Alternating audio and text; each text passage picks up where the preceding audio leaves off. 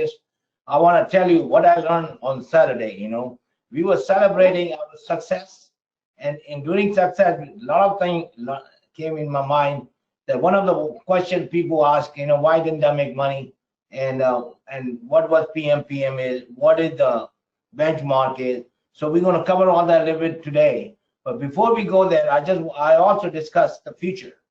So what we all as a group in Doctors ACO or any other ACO, what can we do to prepare ourselves to welcome Dr. Hansen group to help us to create what they have done in Palm Beach.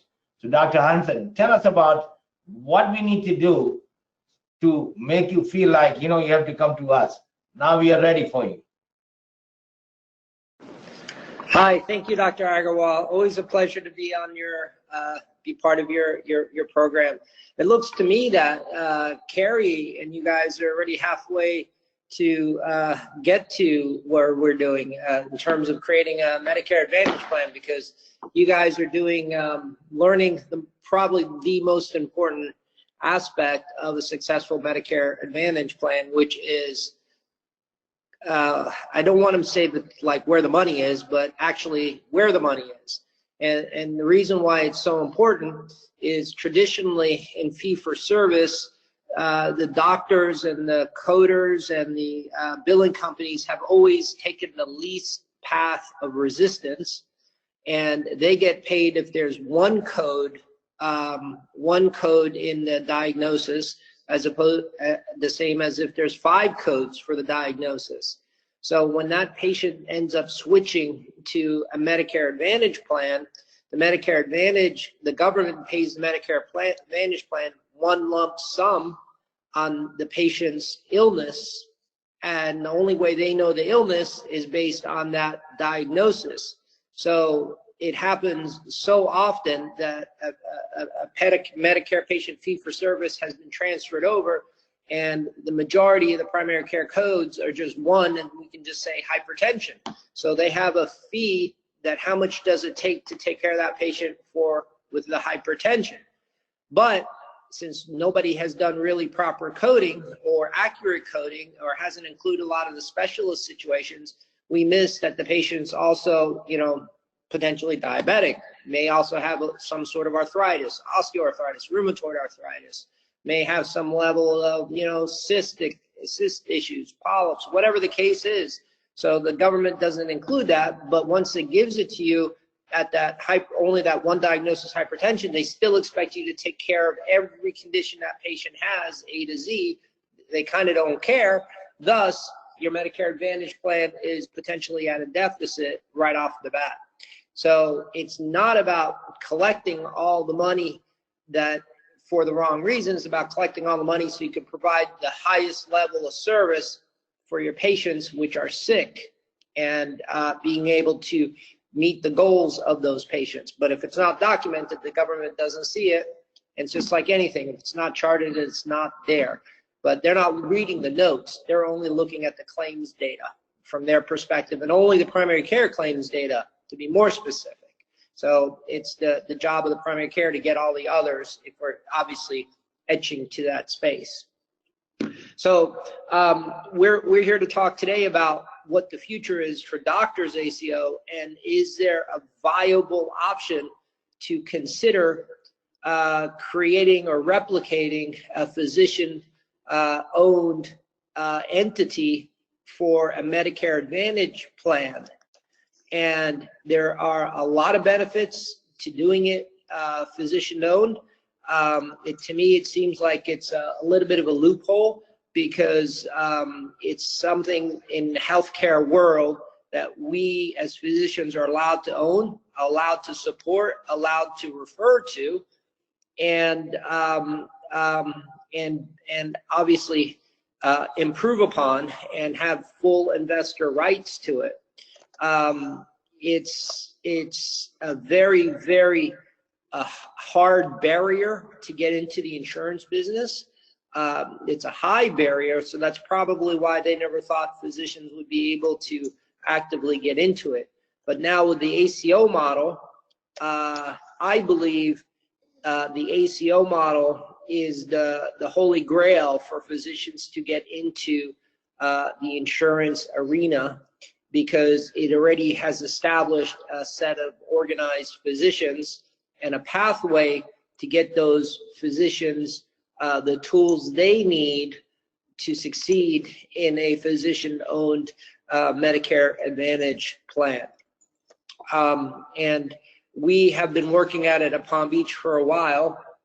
We've hit a lot of speed bumps, but I'm very confident the next time we go to another county, and if we decide to go to Clark County or in other counties up in Georgia, we won't be having the high speed bumps that we've hit here. So the second one we do is easier than the third, and the third, and such and such and such.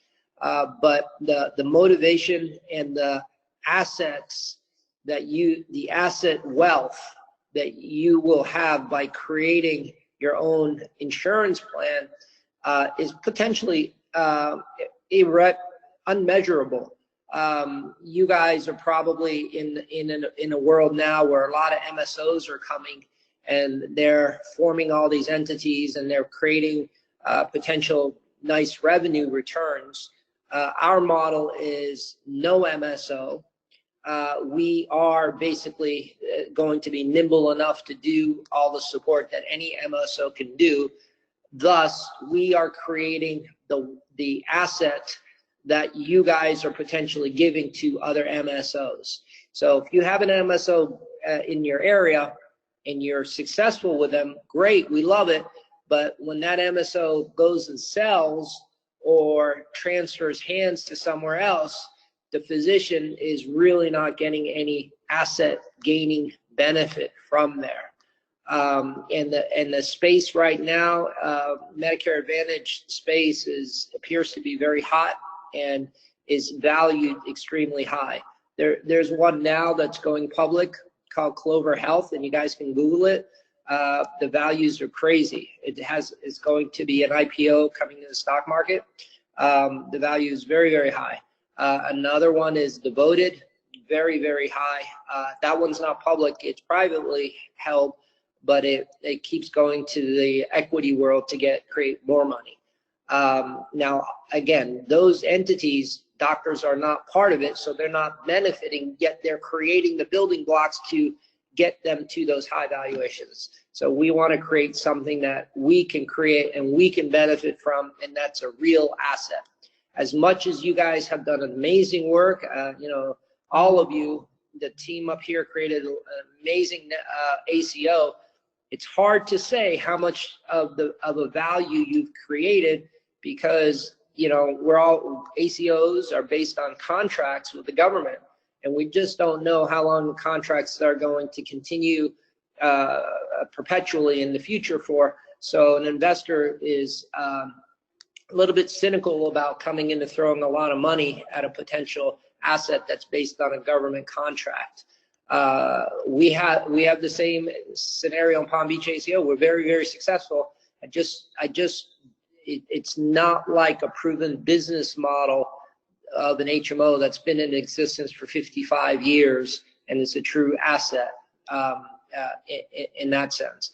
But the ACO is the first step to organize doctors. What you guys are doing with the MRA is another awesome step. If we want to consider seriously coming into your marketplace, the best way to do it is where the doctors have skin in the game, and we can maybe survey the doctors to see how much of an interest they would want to do. We can come up with a pledge form to see how interested they are in terms of raising money. You do not want to do this unless doctors are vested in it. And then once they commit, and we have the majority of your ACO doctors committed to considering this, we can do a deep analysis of your market and determine if we can just do it in Clark County or we need to do it in a couple of the surrounding counties as well. And we could do actuaries and projections and determine the feasibility of doing such a project in your marketplace. But my feeling personally, it depends on the enthusiasm of the doctors. If you tell me you guys have 60 doctors and only 10 of them want to do that, that's not enough.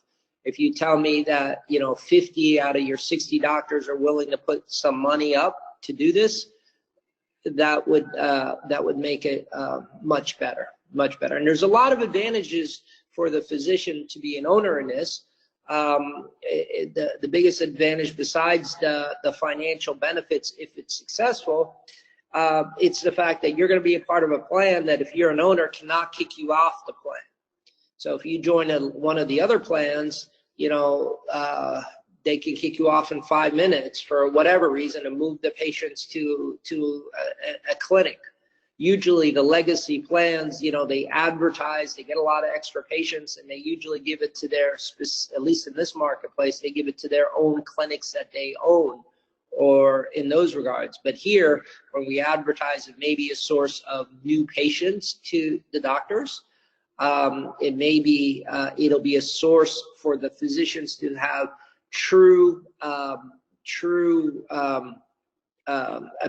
have a true ability in changing the patient's care in the HMO itself. As an investor, their voice will be heard. As an investor, there's a much higher level of trust that the physician wants to do what's best, not only for the patient, but also for the plan. So there's a lot of positives that I see that ultimately will benefit the patient's health and well-being. There's not going to be a large administrative cost that is going to subsequently take funds away from the patient's quality or the physician's reimbursement. There's not going to be a tremendous amount of advertising that costs X amount of millions of dollars for branding and things like that. That is also going to take away funds for the patient care and also the physician's reimbursement. There's not going to be an MSO that's taking a significant chunk, or a middleman taking a significant chunk of the money again, that funds go to the patient product and the physicians. So we can create something where we cut out all the middlemen, cut out the administration, cut out a lot of these high-priced brokers, cut out the advertising, and use the funds where they should go, for the patient care and fair and profitable, fair reimbursement for our physicians, and at the same time be able to build something that has an equity value that is an asset for all of us. Evaluating us and send us a form, and then we'll do those form for you, and then hopefully we can start not this year, but next year.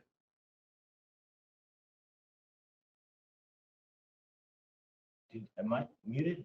Yes, I'm unmuted. So your question is, they have extra money to invest? Correct. We have enough. You tell us how much to raise, we raise it. So we don't know how to run the business, but raising money is, we can do it, because now we have a record. We have a successful record of returning money, big money to investors. Yeah. So, I mean, that's wonderful. The ACO as the entity can invest and the individuals can invest. We could talk about the actual model that we have here. It's very fair and very equitable for our physicians. It's all going to depend, though, on, in my opinion, the level of commitment and engagement that your physicians are willing to commit to. This is not going to be a product that you are going to get, or something that you're going to get returns in 1 year. We're predicting to lose money for 3 years, and then we're predicting to have healthy returns, because as you guys will know this, but it takes could take sometimes 1.5 years for MRA to get adjusted. So the carry expenses are a little bit high in the very beginning, but once it starts going, it should provide very, very healthy returns. We're predicting here, you know, if you take the non-risk track, 100% returns annually, beginning year 4 and 5. If you take the risk track, potentially 250% returns annually. and that would be just for Palm Beach County. That's awesome. So we now let's move and then send us a form, and then we give us the time, and see we show you how enthusiastic our physicians are to invest in you. Okay.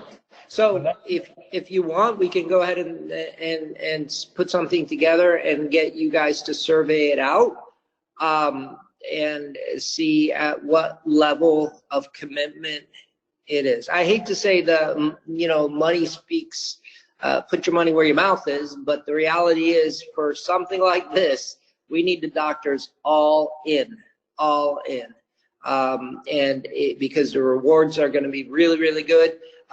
We have to also take a look at some of these doctors who are part of an MSO now may have already signed restrictions that they can't join other MA plans.